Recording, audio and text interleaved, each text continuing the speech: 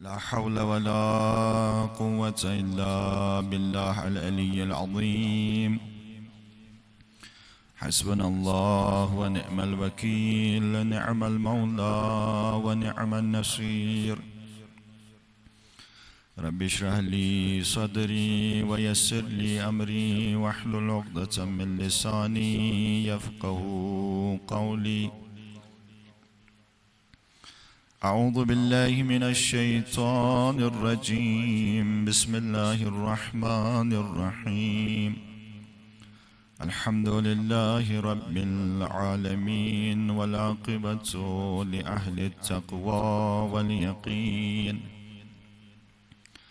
والجنة للمطيعين والنار للملحدين والعاصين. ثم الصلاة والسلام على رسوله الكريم حبيب إله العالمين، المخاطب بطه وياسين، الذي سمي في السماء بأحمد وفي الأرضين بأبي القاسم محمد. اللهم صل على محمد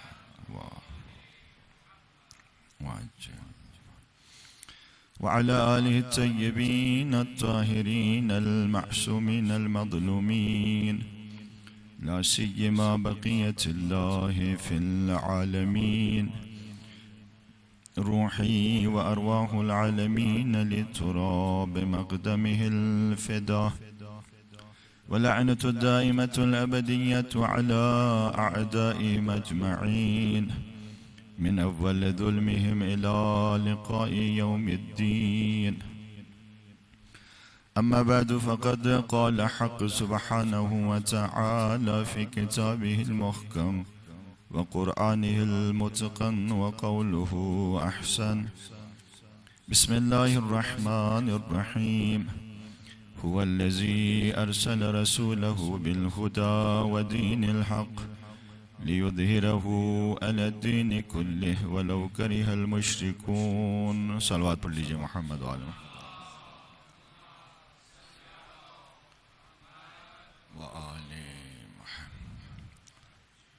آغاز مجلس میں التماس دعا کے لیے کہا گیا ہے، پروردگارہ بحق چہاردہ معصومین، ہماری اس مجلس کو اپنی بارگاہ میں قبول و منظور فرما.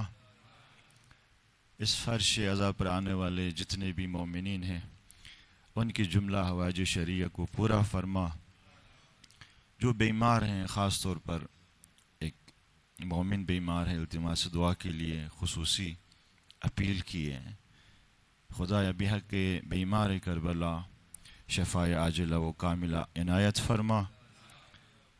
جو ہمارے مسافرین ہیں، زائرین امام حسین جو اس وقت سفر پہ ہیں، پروردگارہ ان کے سفر کو بے خطر فرما اور انہیں صحت و سلامتی کے ساتھ واپس اپنے گھروں میں آنے کی توفیق عنایت فرما.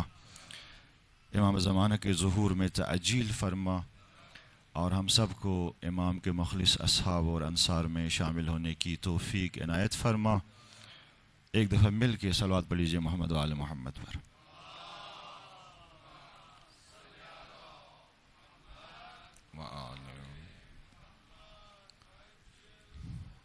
عرض ہوا کہ یہ جو عقیدہ مہدویت ہے، یہ در حقیقت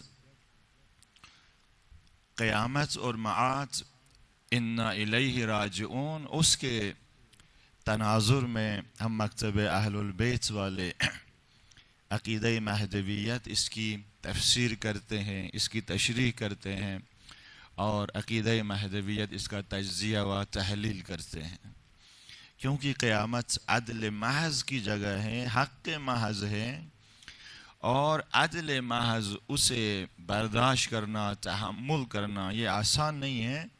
لہٰذا پریکٹس کے لیے خدا نے معاد سے پہلے 2 مرحلے رکھے ہیں. پہلے مرحلے کا نام ہے ظہور امام زمانہ، یعنی امام کے ظہور کے ساتھ ہم آہستہ آہستہ عدل کے ساتھ زندگی گزارنے کی پریکٹس کریں گے، اور پھر اس کا دائرہ رجعت ائمہ معصومین کے ساتھ مزید وسیع ہوگا، اور اس طرح سے ہم تیار ہو جائیں گے معاد کے لیے، قیامت کے لیے، اور قیامت میں قدم رکھیں گے جہاں پہ عدل محض محقق ہوگا۔ یہ بہرحال کل کی مجلس سے مربوط کچھ مطالب سے آپ کی خدمت میں عرض کیا۔ آج جو چیز آپ کی خدمت میں پیش کرنی ہے وہ بہت اہم ہے۔ امام کے ظہور سے پہلے ایک اور مرحلے سے ہم نے گزرنا ہے، اور وہ کام مربوط ہے ہم سے۔ عدل کا نفاذ یہ مربوط ہے امام زمانہ سے، اور ظہور کے ساتھ یہ کام ہوگا، لیکن اس سے پہلے ایک اور مرحلہ ہے کہ وہ مرحلہ مربوط ہے ہم سے، یعنی جب تک وہ مرحلہ محقق نہیں ہوگا امام کا ظہور بھی ممکن نہیں ہے۔ اور وہ مرحلہ کون سا ہے جو بہت اہم ہے، ہم سے مربوط ہے؟ وہ ہے اس کائنات سے ظلم کا خاتمہ۔ آغاز اس کا ہم نے کرنا ہے، اس کا اختتام امام زمانہ کریں گے، یہ ہماری ذمہ داری ہے۔ یہ ظلم کا خاتمہ، دیکھیں جب تک کائنات کے اندر، اس دنیا کے اندر ظلم کا خاتمہ نہیں ہوگا، عدل کے لیے گنجائش پیدا ہی نہیں ہوگی۔ عدل کے لیے گنجائش تب پیدا ہو سکتی ہے کہ معاشرے سے، سوسائٹی سے، اس دنیا سے ظلم کا خاتمہ ہو۔ لہٰذا ظلم کے خاتمے کے لیے ہم نے قدم بڑھانا ہے، اس پرچم کو ہم نے اٹھانا ہے، اور ظلم کے خاتمے کے لیے میدان میں ہم نے حاضر ہونا ہے۔ اور جب تک ظلم کا خاتمہ نہیں ہوگا، یعنی ہم اس علم کو، اس پرچم کو ہاتھ میں لیے میدان میں نہیں آئیں گے، تب تک امام کے ظہور کے لیے زمینہ بھی فراہم نہیں ہوگا۔ لہٰذا عصر غیبت کے اندر سب سے بڑی ہماری ذمہ داری جو بنتی ہے، یہی بنتی ہے کہ ظلم کے خاتمے کے لیے ہم منظم ہو جائیں، ہم ایک ہو جائیں، اور ایک ہو کے ایک اجتماعی حرکت کریں، ایک اجتماعی حرکت کریں۔ فلسفہ غیبت بھی یہی ہے۔ کیوں امام زمانہ پردہ غیب کے اندر گئے؟ سوال ہے، کیا ضرورت تھی پردہ غیب میں جانے کی؟ اس کی وجہ کیا ہے؟ اس کی وجہ یہ ہے کہ سوسائٹی نے، معاشرے نے، امت نے، انسانوں نے، لوگوں نے ائمہ اطہار کو ایک رہبر، ایک پیشوا اور ایک امام کی حیثیت سے قبول نہیں کیا، ساتھ نہیں دیا۔ ائمہ اطہار لوگوں کے بیچ میں ہوتے تھے، لیکن جس طرح ان کا احترام ہونا چاہیے تھا وہ احترام ہمیں نظر نہیں آتا۔ اب طول تاریخ ائمہ کی ہسٹری اٹھا کے دیکھیں، آپ کو جس طرح سے ائمہ اطہار کا احترام ہونا چاہیے تھا معاشرے کے اندر، وہ احترام آپ کو نظر نہیں آئے گا۔ جس طرح سے ائمہ اطہار کی اطاعت ہونی چاہیے تھی، پیروی ہونی چاہیے تھی، وہ اطاعت اور پیروی آپ کو پوری ہسٹری کے اندر ائمہ کی، آپ کو وہ اطاعت اور پیروی نہیں ملے گی۔ ائمہ کی خاطر انسانوں کو تو اپنی جانوں کا نذرانہ پیش کرنا چاہیے تھا، خود کو قربان کرنا چاہیے تھا، لیکن وہ قربان اور ایثار اور فداکاری کا جذبہ آپ کو نہیں ملے گا سوائے 72 کے جو امام حسین علیہ السلام کو ملے۔ اس کے علاوہ آپ پوری ہسٹری اٹھا کے دیکھیں، ائمہ تنہا رہے ہیں، تنہا رہے ہیں، توہین ہوتی رہی ائمہ کی طول تاریخ میں، اطاعت نہیں ہوئی ائمہ کی، اور کوئی حاضر نہیں تھا ائمہ کے لیے کہ اپنی جان دے دے، اپنا خون دے دے، خود کو قربان کریں۔ بڑے نمونے ہیں اس کے۔ اسی لیے اللہ تبارک و تعالیٰ نے 12ویں امام کو پردہ غیب میں لے گیا، اس لیے کہ اگر 12واں امام، امام مہدی اجل اللہ تعالیٰ فرجہ الشریف، اللہم صلی علی محمد وآل محمد وعجل فرج، اگر پردہ غیب میں نہ جاتے تو 12ویں سرکار کے ساتھ وہی ہوتا جو 11 اماموں کے ساتھ ہوا، جو 11 اماموں کے ساتھ ہوا۔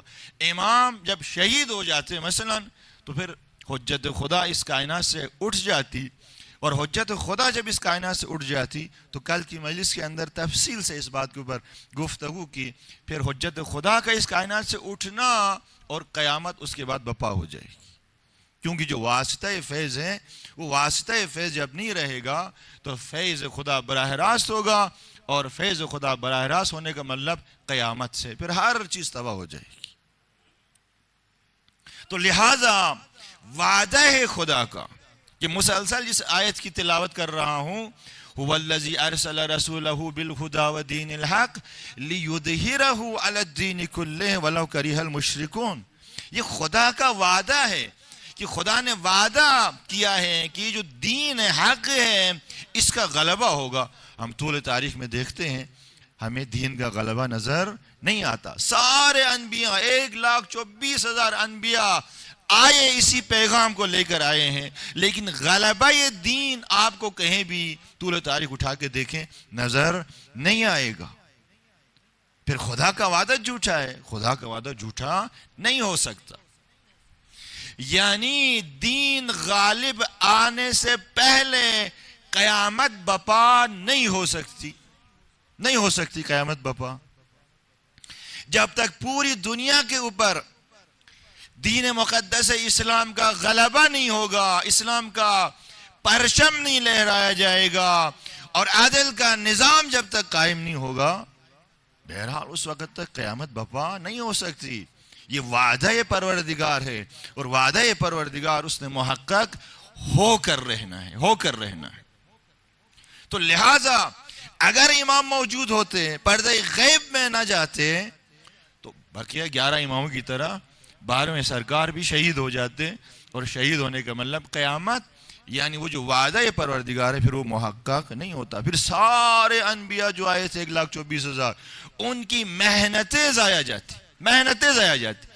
لہٰذا حکمت پروردگار اس کا تقاضا کیا تھا؟ اس کا تقاضا یہ تھا کہ جب تک امت خود کو تیار نہ کریں اس وقت تک اب آخری جو حجت ہوگی وہ پردہ غیب میں رہے گی، پردہ غیب میں گئے، اور ظہور نہیں فرمائیں گے جب تک ہم خود کو تیار نہیں کریں گے۔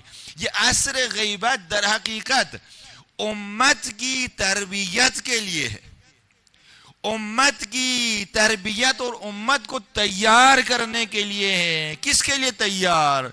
امام کے لیے۔ کیوں امام کے لیے؟ تاکہ وہ جو وعدہ پروردگار ہے وہ وعدہ پروردگار محقق ہو جائے۔ لِيُظْهِرَهُ عَلَى الدِّينِ كُلِّهِ وَلَوْ كَرِهَ الْمُشْرِكُونَ۔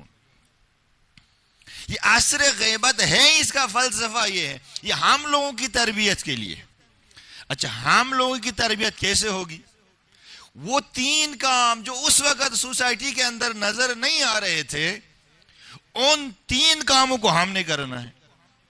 کس کی سربراہی میں کرنا ہے عصر غیبت کے اندر؟ وہ 3 کام عصر غیبت کے اندر جس کی سربراہی میں ہم نے تیار ہونا ہے، جس کی لیڈرشپ کے اندر ہم نے تیار ہونا ہے، اس کا نام ہے مراجع تقلید۔ مراجع تقلید، کہ مراجع تقلید ان کی سرپرستی میں، ان کی لیڈرشپ میں امت نے تیار ہونا ہے اس عصر غیبت کے اندر، اور وہ سارے کام ہم نے انجام دینے ہیں جو اس سے پہلے معاشرے اور سوسائٹی کے اندر نظر نہیں آتے تھے۔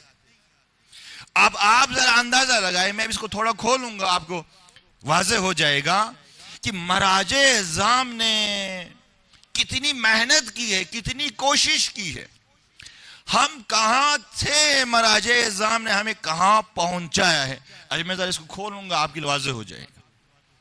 دیکھیں، امام زمانہ کی غیبت سے پہلے سوسائٹی کے اندر ائمہ کا احترام بالکل بھی نہیں تھا۔ ایک دن مولا کائنات گھر تشریف لائے، بی بی زہرا نے کہا مولا علی سے، علی میں نے سنا ہے لوگ آپ کو سلام نہیں کرتے، آپ کو سلام نہیں کرتے۔ تو مولا کائنات نے عجیب جملہ کہا، فاطمہ سلام تو دور کی بات، میں جب سلام کرتا ہوں تو لوگ جواب نہیں دیتے، جواب نہیں دیتے۔ دیکھیں یعنی امت دیکھیں کہاں کھڑی ہے کہ ایک امام معصوم منصوص من اللہ وہ سلام کرتا ہے، سلام کا جواب واجب ہے، یہ امت جواب نہیں دیتی. یعنی اس سے بڑی توہین ایک امام معصوم کی یعنی قابل تصور نہیں ہے. معاشرت کوفہ کے اندر جب ضربت لگی، شامیوں تک خبر پہنچی، تو حیران اور تعجب کرتے ہوئے انہوں نے کہا کہ علی کا مسجد سے کیا کام تھا؟ کیوں گئے تھے مسجد میں؟ کیا علی نماز ہی پڑھتے تھے؟ مظلومیت دیکھیں طول تاریخ کے اندر ائمہ کی، بے احترامی دیکھیں، توہین دیکھیں. یہ ہاشم مرکال مولا کائنات کے اصحاب میں سے ایک صحابی ہے، جنگ صفین کے اندر یہ کہتا ہے میں نے دیکھا ایک جوان کو کہ وہ گالیاں دیتے ہوئے امیر شام اس کے لشکر میں تھا، مولا کائنات کو گالیاں دیتے ہوئے وہ لڑ رہا تھا. ایک دفعہ ایک بندہ آتا ہے، جنگ لڑتا ہے، ایسے ہی ایک دفعہ ایک اپنا بغض نکالتے ہوئے، گالیاں نکالتے ہوئے، گالیاں دیتے ہوئے دونوں میں فرق ہے. تو یہ ہاشم مرکال کہتے ایک جوان لشکر شام کے اندر مولا کائنات کو گالیاں دیتے ہوئے لڑ رہا. کہتے ہیں مجھے حیرانگی ہوئی، تعجب ہوا. میں آگے بڑھا اور میں نے ایک وار کیا، اس کی تلوار گر گئی. میں نے اسے نہیں مارا، میں نے اس سے جا کے پوچھا کہ کیوں گالیاں دیتے ہو؟ تو عجیب جملہ اس جوان نے، یہ جنگ صفین کے اندر کی بات، عجیب جملہ کہا اس جوان نے. کیا کہا؟ بلغنی ان صاحبکم لا یصلی. دیکھیں اس کے کانوں میں، ذہن کے اندر کیا ڈالا گیا تھا. وہ جوان کیا کہتا ہے؟ کہتا ہے بلغنی، مجھے بتایا گیا ہے، مجھ تک یہ بات پہنچی ہے کہ ان صاحبکم، یہ جو تمہارا امام ہے مولا کائنات علی، لا یصلی، یہ نماز نہیں پڑھتا تھا، یہ بے نمازی ہیں. دیکھیں کیسا پروپیگنڈا ائمہ کے حوالے سے، اماموں کے حوالے سے.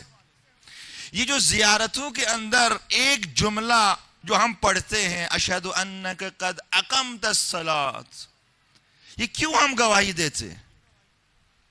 آپ تمام ائمہ علیہ السلام کی زیارتوں کو نکالیں تو ہر زیارت کے اندر آپ کو یہ جملہ ملے گا، اشہد انک قد اقمت، میں گواہی دیتا ہوں کہ آپ نے نماز قائم کی.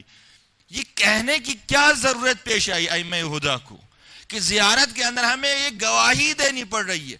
پروپیگنڈا ایسا تھا ائمہ کے بارے میں. یہ جوان کیا کہہ رہا ہے؟ یہ جوان کہہ رہا ہے بلغنی ان صاحبکم لا یصلی، کہ تمہارا امام تو نماز نہیں پڑھتا، ہمیں تو یہ بتائے گی. ہاشم مرکال نے اسے نہیں مارا، کیا کیا؟ اس کا ہاتھ پکڑ کے اس جوان کو لے کر آ گیا. کس کے پاس؟ عمار یاسر کے پاس. کہا کہ دیکھو اس عمار یاسر کو، اس کی پیشانی کو دیکھو غور سے. اویس قرنی کے پاس لے کر گیا، کہا کہ اویس قرنی اس کی پیشانی کو دیکھو ذرا غور سے. مالک اشتر کے پاس لے کے گیا، کہا کہ اس مالک اشتر اس کی پیشانی کو ذرا غور سے دیکھو. سجدوں کے نشان ہیں، یہ راتیں اپنی سجدے کی حالت میں گزارتے ہیں. کیا سمجھتے ہو یہ لوگ جو لڑنے آئے ہیں کہ جن کی پیشانیوں پر سجدوں کے نشان ہیں، کیا وہ کسی بے نمازی کی حمایت کرنے کے لیے آئے ہیں؟ بے نمازی کی حمایت کرنے کی؟ اس جوان کی آنکھیں کھل گئی، وہیں پہ توبہ کیا اور مولا کائنات کے لشکر میں شامل ہوا. عمرہ سے ادھر سے دیکھا، آوازیں دینے لگا کہ یہ لوگ دھوکہ دے رہے ہیں، واپس آ جاؤ.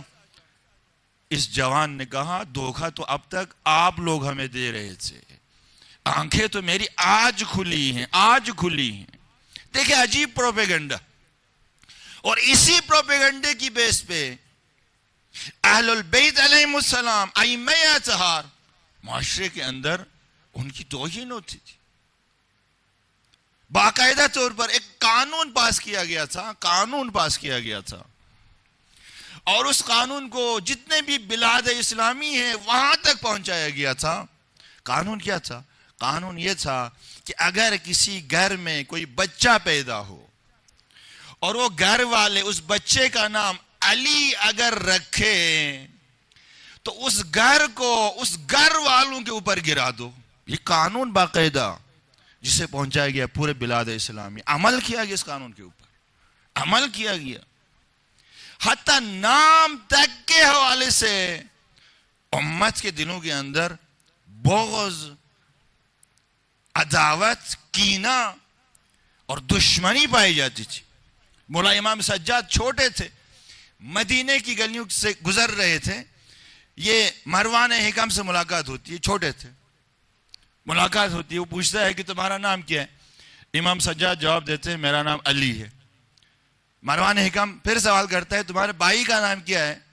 تو امام سجاد جواب دیتے ہیں میرے بھائی کا نام بھی علی ہے. تو عجیب جملہ کہتا ہے، کیا تمہارے بابا حسین کو علی کے علاوہ کوئی اور نام نہیں آتا تھا جو اپنے بچوں کے اوپر رکھے؟ کوئی اور نام نہیں آتا تھا؟ بہرحال امام سجاد گھر آتے ہیں اور گھر آ کے یہ ماجرہ سناتے ہیں گھر کے اندر کہ اس طرح کی ایک بحث ہو گئی میری گلی میں. تو امام حسین نے عجیب جملہ کہا یہ مروان کیا کہتا ہے؟ اگر خدا مجھے 100 بیٹے دیتا تو میں 100 کے 100 کا نام علی رکھتا، علی رکھتا. آپ اسی لیے دیکھیں مولانا امام حسین کے جو بیٹے ہیں سب کا نام علی ہے، علی اکبر، علی اوسط، علی اصغر. تو یہ نام کی حد تک اتنا بغض، حسد، کینہ تھا، بغض، حسد، کینہ تھا، احترام نہیں تھا سوسائٹی کے اندر.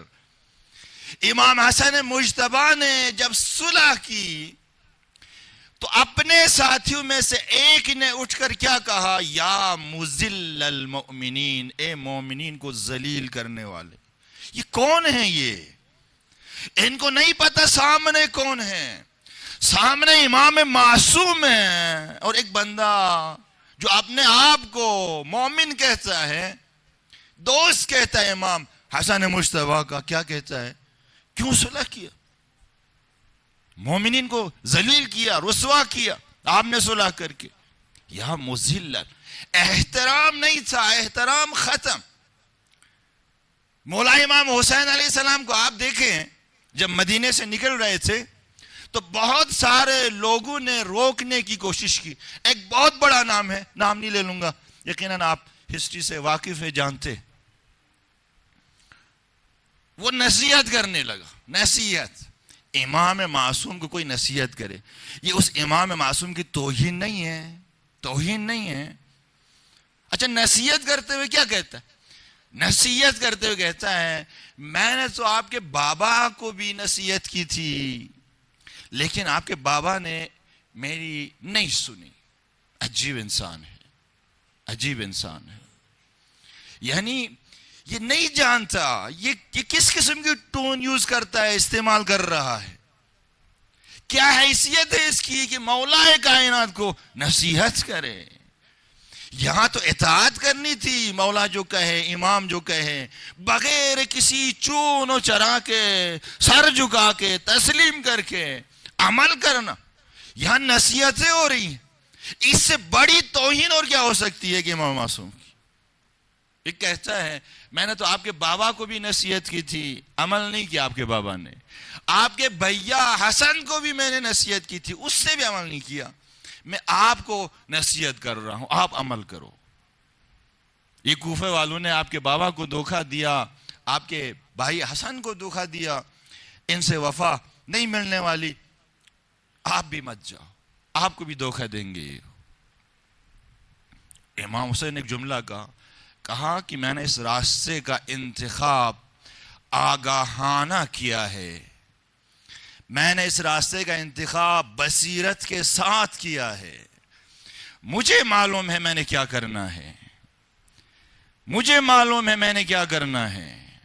اگر آپ نے ساتھ دینا ہے تو بسم اللہ، نہیں دینا ہے تو.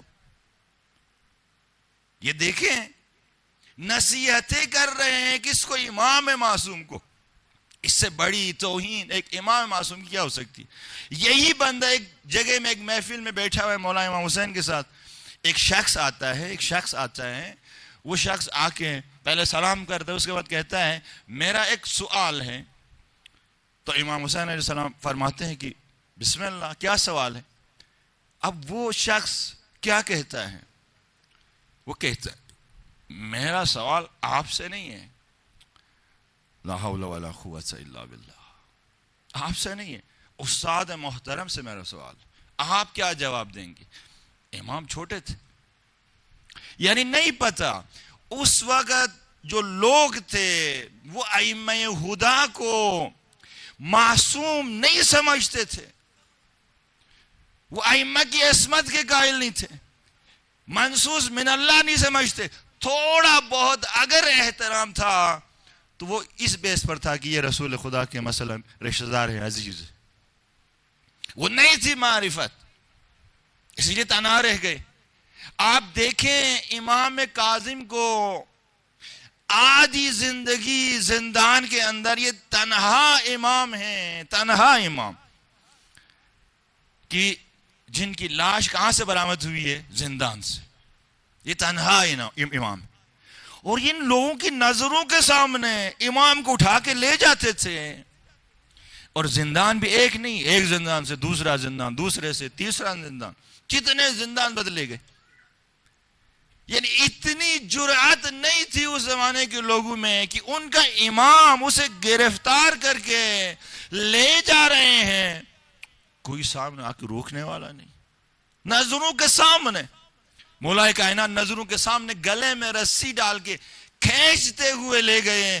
تماشا دیکھ رہے ہیں، کوئی آگے بڑھنے کے لیے تیار نہیں. امام کاظم کو زندان لے کے جا رہے ہیں، کوئی فوج اور لشکر آ کے نہیں لے جا رہا، 2-3 آدمی آ کے اٹھا کے لے جا رہے ہیں. اور یہ امت دیکھ رہی ہے، دیکھ رہی ہے.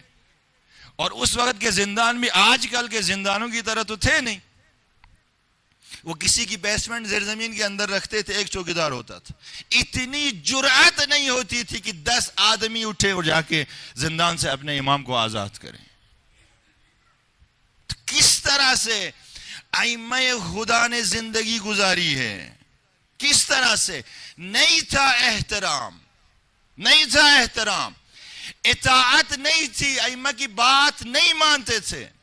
حتیٰ اس وقت جب مولا کائنات ظاہراً خلافت کے اوپر تھے، حاکم تھے، اور حاکم ہوتے ہوئے بہانے بناتے تھے، بہانے بناتے تھے. جب جنگ کے لیے کہا جاتا ابھی گرمیاں ہیں، سردیوں کے موسم پہ جب کہا جاتا تھا ابھی سردیاں ہیں، ابھی فصلوں کے پکنے کا ٹائم ہے، فصلیں نہیں کاٹیں گے تو بچے بھوکے مر جائیں گے، بہانے. اطاعت نہیں تھی، احترام نہیں تھا اولاً، اور پھر اطاعت نہیں تھی. جان قربان کرنا تو دور کی بات، وہ تو اگلا مرحلہ ہے. اطاعت کے بعد پیروی کریں، سر تسلیم خم، امام جو کہے اس پر عمل کریں، تو پھر ہم اپنی جان قربان کر سکتے ہیں ائمہ کے اوپر. وہ اگلا مرحلہ. یہ ساری چیزیں نہیں تھی. اور آخری جو ہمارے ائمہ ہیں ان کی حالت تو عجیب سے عجیب تر ہے، محاصرے کے اندر ہے، پورے محاصرے کے اندر. امام حسن العسکری علیہ السلام حالات اتنے سخت کہ اگر کوئی ملنے کے لیے آتا تھا نا تو مختلف بہانوں سے آتا تھا، مختلف، کیونکہ محاصرے کے اندر تھے، نظر بند تھے، آج کل کی زبان میں نظر بند تھے، یعنی اپنے گھر کے اندر قید تھے، محاصرے میں تھے. اور بعد میں جو چھاونی بنائی گئی تھی بغداد کے اندر، اسی چھاونی کے اندر آخری جو ایام ہیں اس میں وہاں پہ محاصرے میں رکھا گیا امام کو. اور کسی کو ملنے بھی نہیں دیا جاتا تھا امام سے. اور اگر کوئی کسی طرح پہنچ بھی جاتا تھا تو بیچ میں پردہ ڈالا جاتا تھا، پردہ. فیس ٹو فیس امام کسی سے ملاقات نہیں کر سکتے تھے. ایسے حالات بیچ میں پردہ ڈالا جاتا تھا اور بات کرتے تھے. اور مختلف بہانوں سے، کوئی کچھ چیز بیچنے کے بہانے سے، کوئی تیل بیچنے کے بہانے سے، اس طرح مختلف بہانے اور ہیلوں سے کوئی ایک آدھ شے آ کے امام سے مل لیتا تھا. اور امام نے بھی باقاعدہ طور پر اپنے چاہنے والوں سے کہا ہوا تھا کہ اگر میں کسی وجہ سے باہر نکلوں، آپ لوگ مجھے دیکھو تو میرے قریب مت آنا، مجھے سلام نہ کرنا. یہ خصوصی نصیحتیں تھی امام حسن العسکری کے اپنے چاہنے والوں کو. مت آنا قریب, سلام نہ کرنا, میری طرف گور گور کے مت دیکھنا. اگر دیکھو گے پکڑے جاؤ گے, مارے جاؤ گے. اپنے آپ کو بچاؤ. آپ اندازہ لگائیں کس قسم کے حالات سے ائمہ خدا گزرے, کس قسم کے حالات سے. اب ان حالات میں کہ جہاں یہ صورتحال ہے, ائمہ کا احترام سوسائٹی کے اندر نہیں ہے, اطاعت نہیں ہے, لوگوں کے اندر اپنی جانیں قربان کرنے کا جذبہ موجود نہیں ہے.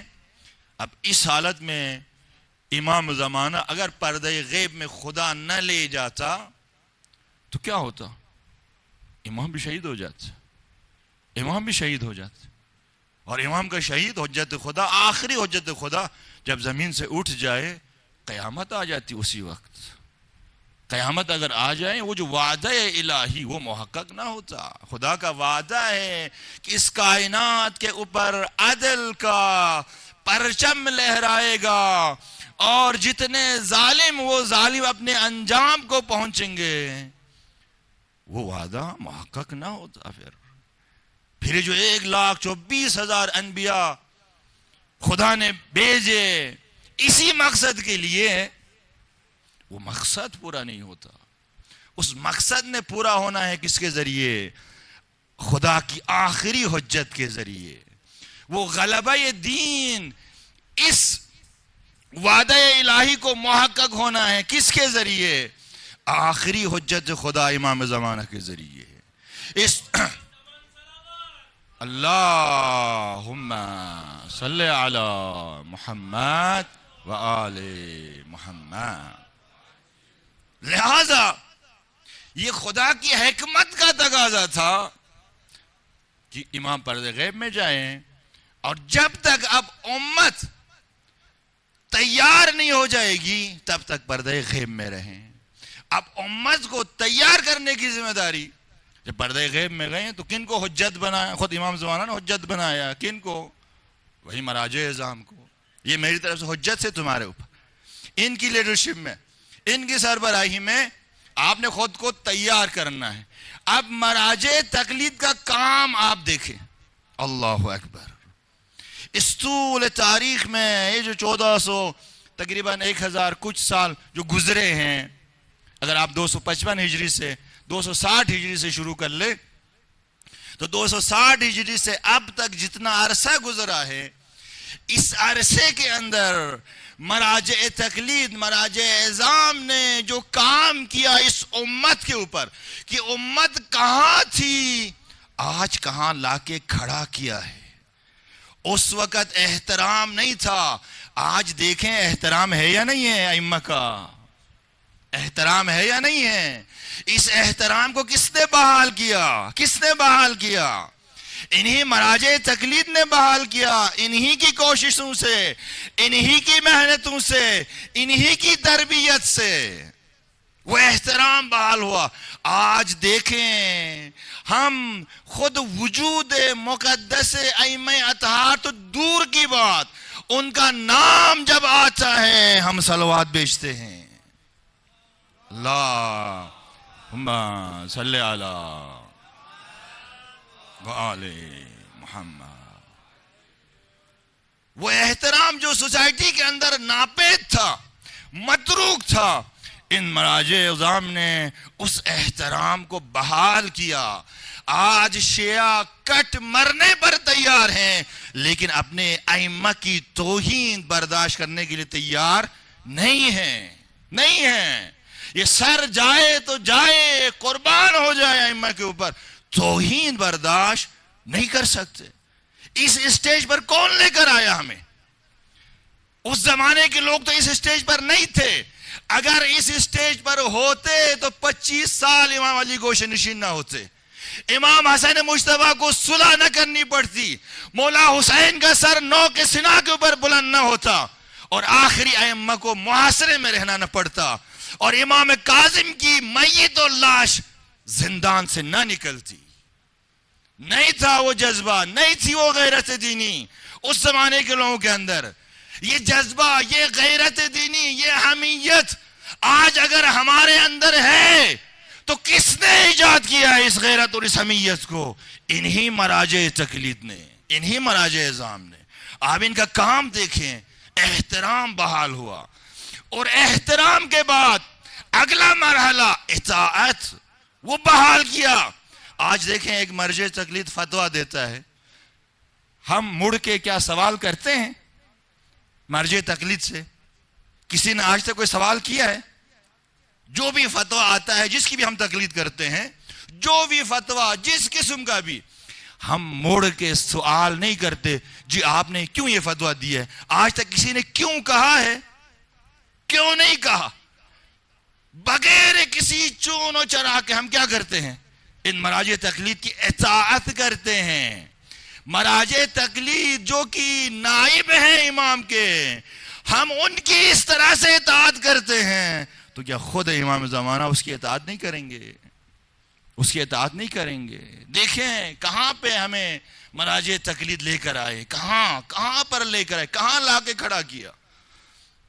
اور تیسرا مرحلہ، جہاں اپنی جانیں قربان کرنے کا مرحلہ، کیونکہ اطاعت تو بہرحال فتویٰ کے اوپر عمل تو گھر کے اندر بیٹھ کر بھی کیا جا سکتا ہے، ایک مرجع تقلید کی اطاعت کی جا سکتی ہے۔ اس سے اگلا مرحلہ کہ ہم اپنی جانیں قربان کریں، اس مرحلے پہ ہمیں کس نے داخل کیا؟ امام خمینی رضوان اللہ تعالیٰ علیہ نے اس مرحلے کے اندر ہمیں داخل کیا کہ اب راہ ولایت میں ہم نے آنا ہے میدان میں، اگر جانے جاتی ہے تو جائے، جانے جاتی ہے تو جائے۔ پرچم ولایت اسے بلند کرنے کے لیے، علی کی حکومت اس کے قیام کے لیے آنا ہے میدان میں، جانے جاتی ہیں تو جائے۔ اور گئی جانے بہت قربانیاں دی، بہت قربانیاں۔ آپ دیکھیں طول تاریخ میں تشیع نے کتنی قربانیاں دی، کتنی قربانیاں دی ہیں۔ یہ قربانی کا جذبہ مکتب اہل البیت کے پیروکاروں کے اندر کس نے ایجاد کیا؟ کس نے ایجاد کیا؟ یہی مراجع اعظام طول تاریخ میں۔ یہ انہی کی تربیت کا نتیجہ ہے کہ ہمیں لا کے اس جگہ پر کھڑا کیا۔ بہت سارے لوگوں نے کہا، امام خمینی سے کہا اس وقت جب انقلاب کی تحریک انہوں نے چلائی تھی، لوگ شہید ہو رہے تھے، تو کہا اتنے سارے لوگ شہید ہو رہے، کون ذمہ دار ہے اس کا؟ یہ جو خون بہہ رہا ہے، کون اس کی ذمہ داری لے سکتا ہے؟ کوئی آسان نہیں ہے کسی کی جان لینا، جان کا جانا۔ امام خمینی نے ہمیشہ ایک ہی جملہ کہا، وہ جملہ کیا کہا؟ وہ یہ کہا، کیا میرا خون امام حسین کے خون سے زیادہ رنگین ہے؟ کیا میرے بچوں کا خون امام حسین کے بچے علی اکبر، علی اصغر، اس کے خون سے کچھ زیادہ رنگین ہے؟ کیا میری ماؤں اور بہنوں کی ردائے زینب و ام کلثوم کی ردا سے کچھ زیادہ مقدس ہے؟ اور میرے مولا کا سر تو نو کے سنا کے اوپر بلند ہو اور میرا سر نرم تکیے سے بھی اوپر نہ آئے، یہ کہاں کا انصاف ہے؟ یہ کہاں کا؟ دیکھیں کس اسٹیج پر لا کر مراجع تقلید نے ہمیں کھڑا کیا۔ انہیں مراجع تقلید انہی کی تربیت کا اثر ہے کہ دیکھیں دشمن نے تو کوشش کی تھی نا کہ شام میں بی بی زینب کا مزار اسے ڈھائے، عراق کے اندر کربلا، نجف، کاظمین، سامرا، ان سب کا پلان لے کر آئے تھے، لیکن کس کی قیادت میں؟ کن کے فتویٰ پر؟ کن کی فتویٰ پر؟ تشیع، مکتب تشیع اہل البیت کے ماننے والے آئے اور کیا کہا؟ کلنا عباس کی یا زینب، ہم سب تیرے عباس ہیں زینب، ہم تجھے دوبارہ اسیر ہونے نہیں دیں گے، اور دوبارہ اسیر ہونے نہیں دیا۔ آج عتبات عالیات اگر محفوظ ہیں تو کن کی مرہون منت سے؟ آج ہم آزادی کے ساتھ جاتے ہیں زیارتوں پہ اور جا کے زیارتیں کر کے واپس آتے ہیں، یہ ماحول اگر ملا ہے تو کن کے ذریعے ملا ہے؟ کن کی مرہون منت سے ملا ہے؟ انہی مراجع اعظام، انہی مراجع تقلید۔ دیکھیں یہ عصر غیبت، یہ ہماری تربیت کا زمانہ ہے، ہم نے تربیت حاصل کرنی ہے مرجع تقلید کی لیڈرشپ میں، اس کے زیر سایہ ہم نے تربیت حاصل کرنی ہے۔ کس کے لیے تربیت حاصل کرنی ہے؟ تاکہ ناصر امام بن سکے، ناصر امام زمانہ بن سکے، امام کا سرباز بن سکے، سپاہی بن سکے۔ امام کے ظہور کے لیے نہیں، مراجع تقلید ان کی لیڈرشپ میں ہم نے زمینہ فراہم کر، اجتماعی حرکت، ولایت فردی سے مراجع تقلید نے ہمیں نکال کے کہاں لا کے کھڑا کیا؟ ولایت اجتماعی کے اندر لا کے کھڑا کیا۔ اور اس اجتماعی حرکت کا نتیجہ آج دیکھیں تشیع پہلے سے بہت زیادہ مضبوط ہے، بہت زیادہ مضبوط ہے۔ تشیع دنیا کی سپر طاقتوں کو تشیع نے چیلنج کیا ہوا ہے، سپر پاورز کو، اور ان سپر پاور کے غبارے سے ہوا نکالی ہے تشیع نے۔ لبنان حزب اللہ کی اور اسرائیل کی جنگ، غزہ اور آپ اسرائیل کی جنگ آپ دیکھیں، بہت ساری، یمن کی جنگ آپ دیکھیں، ثابت ہو گیا ہے کہ تشیع کہاں تھی، کہاں آ کے آج کھڑی ہو گئی ہے۔ آج آپ کے پاس پاور ہے، آج آپ کے پاس طاقت ہے، آج آپ کے پاس حکومت کرنے کا بھی حتی تجربہ ہے، آج آپ کے پاس ڈیفنس ہے، آج آپ کے پاس جدید ٹیکنالوجی ہے، اور آپ لڑ رہے ہیں۔ دیکھیں ائمہ اطہار، ان کی جو روایات ہیں، ان روایات کی روشنی میں یہ جو آخری زمانہ ہے نا، اس زمانے میں یہ پوری دنیا دو حصوں میں تقسیم ہو جائے گی، دو بلاکس میں تقسیم ہو جائے گی۔ ایک طرف اینٹی ظہور طاقتیں کھڑی ہو جائیں گی، اینٹی ظہور جتنی بھی ہیں وہ سب کے سب ایک طرف جمع ہو جائیں گی، اور دوسری طرف ظہور امام کے لیے زمینہ فراہم کرنے والی طاقتیں اکٹھی ہو جائیں گی، جمع ہو جائیں گی۔ اللہ اکبر، یا رسول اللہ، یا علی، اللہم صلی علی محمد وآل محمد وعجل فرجہم۔ یہ دنیا اس طرح ڈیوائیڈ ہو جائے گی، اور ہو گئی ہے، ابھی ہمیں نظر آ رہا ہے، نظر آ رہا ہے۔ ایک طرف ظہور کے لیے زمینہ سازی کرنے والی طاقتیں کٹھی ہو گئی ہیں، اب ضروری نہیں ہے وہ ساری طاقتیں ان کی سوچ مکتب تشیع والی سوچ ہو۔ ہر انسان جو عدالت خواہ ہو، عدالت خواہ، اگرچہ شیعہ نہ ہو، شیعہ نہ ہو، عدالت خواہ، وہ آئے گا کہاں پہ آگے کھڑا ہوگا؟ وہ جو ظہور کے لیے زمینہ فراہم کرنے والی سائڈ میں آگے کھڑا ہو جائے گا۔ وہ کسی ملیت سے اس کا تعلق ہو، جس قسم کا عقیدہ رکھتا ہو، جس قسم کی سوچ رکھتا ہو، فکر رکھتا ہو، آئیڈیالوجی رکھتا ہو، ہر آزادی پسند انسان، ہر عدالت پسند انسان، ہر وہ انسان جس کو ظلم سے نفرت ہو، اس کا عقیدہ جس قسم کا بھی، وہ آ کے یہاں کھڑا ہو جائے گا، یہاں آ کے کھڑا ہو جائے گا۔ اور اسی کی تعلیم اہل البیت علیہ السلام نے ہمیں دی ہے۔ اہل البیت نے کہا ہے دیکھو معاشرے کے لوگوں کو مختلف مذاہب کے نام سے تقسیم نہ کرنا، یہ شیعہ، یہ سنی، یہ ہندو، یہ مسیحی، یہ فلان، نہیں۔ مولا کائنات بستر شہادت پر امام حسن اور امام حسین کو وصیت کرتے ہوئے، امام کے آخری جملے کیا ہیں؟ آخری جملے کیا ہیں؟ آخری جملے یہ ہیں، کھونا للظالم خصما وللمظلوم اونا۔ میرے مولا نے اس دنیا میں، اس کائنات میں رہنے والے انسانوں کو دو حصوں میں تقسیم کیا، ظالم اور مظلوم میں، بس اس کے علاوہ اور کوئی تقسیم نہیں ہے۔ ظالم اور مظلوم، حسینی اور یزیدی، یہی دو فرقے ہیں، یہی دو مذہب ہیں۔ اور مولا نے کیا کہا؟ کُونَا لِلظَّالِمِ خَصْمًا، جو ظالم ہیں ان کا دشمن بن کے زندگی گزارنا، جو مظلوم ہیں ان کا حامی بن کے زندگی گزارنا۔ وہ مظلوم کوئی بھی ہو، جس قسم کا بھی عقیدہ رکھتا ہو، جس قسم کا بھی عقیدہ رکھتا ہو. امید مستضعفان جہاں. کون؟ امام مہدی.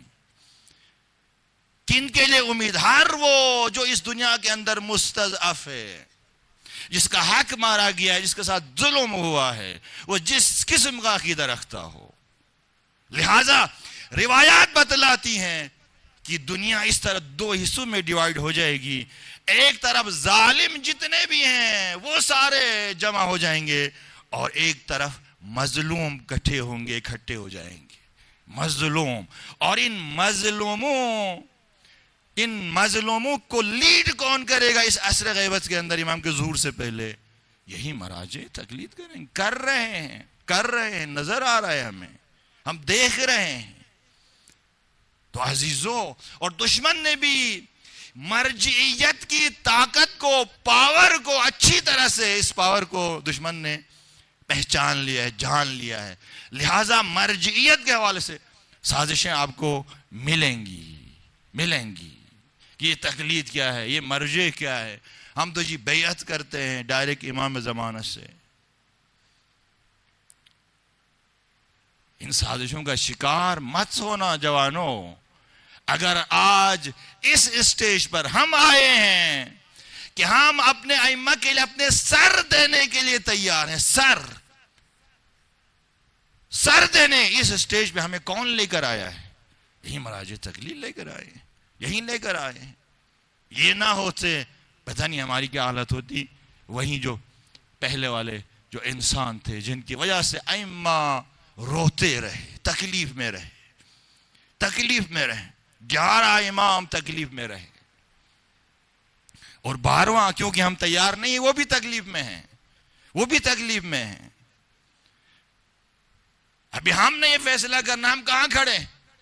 دنیا نے تو 2 حصوں میں تقسیم ہونا، ایک طرف ظالم اکٹھے ہو جائیں گے، ایک طرف مظلوم. ہم کدھر کھڑے ہیں؟ ہم میں سارے ایک نے فیصلہ کرنا ہے.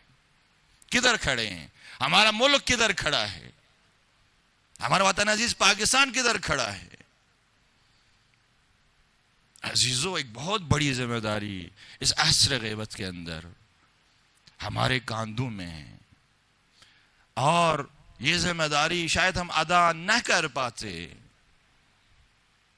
اگر کربلا نہ ہوتی. یہ کربلا ہمیں گھروں کے اندر محصور نہیں کرتی، یہ ہمیں کھینچ کے نکالتی ہے باہر. یہ ہمیں ظلم کے مقابلے میں لے کر آتی ہے. ظلم کے مقابلے میں یہ کبھی کسی ظالم سے سمجھوتا کرنے نہیں دیتی کربلا. ہم گزر جاتے ہیں، اپنی جان سے گزر جاتے ہیں. امام خمینی کا جملہ بڑا قیمتی جملہ ہے کہ ہمارا خون امام حسین کے خون سے تو رنگین نہیں ہے نا زیادہ.